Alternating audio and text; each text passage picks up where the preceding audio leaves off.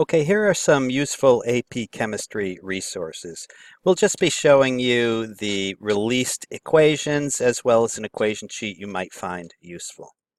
Here's an equation sheet that I provide to my students where I've gone through each unit, looking at textbooks and trying to be aware of what's on and what's not on the test so you don't give students too little or too much.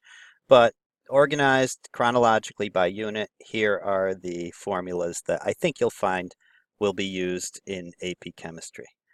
Should you memorize them? Most students do, just because it's a time saver, and it's not as scary as it sounds because you just use them so much that they become just familiar anyhow. But a couple of highlights might point out is that there are formulas that you just sort of use within each unit that aren't written down. For example, in stoichiometry, we do mole to mole, mole to gram, and gram to gram, or even gram to molecule conversions that follow a set format, but it's not shown here. It's just something that students learn how to do. Another thing you might notice is that, boy, AP Chemistry loves that letter K. We've got KEQ, KP, KC, K1, K2, KSP is there somewhere, KA, KB. All these are equilibrium constants. They're constants of some form that give, usually it's just a relative number to give an idea of a lot or a little is how I think of it.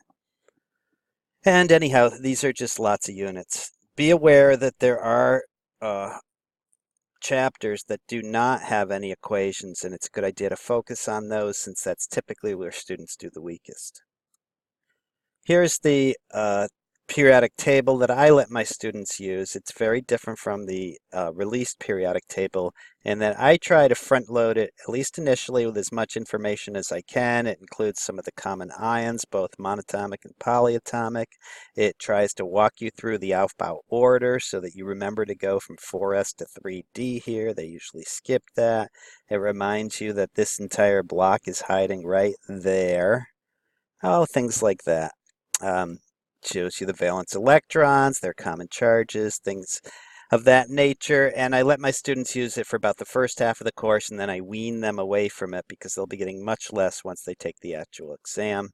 Here's the periodic table they actually give you. It's a full sheet, but it's just the symbols, the average atomic mass, and, the atomic number. That's it. That's all they give you.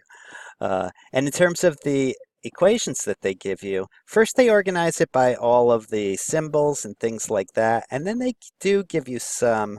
I would recommend see if you end up needing this and how often. I wouldn't worry about it overall. But when the exam does approach, I'd see if you actually have, through sheer repetition, memorized a lot of them anyhow, in which case you'll be fine.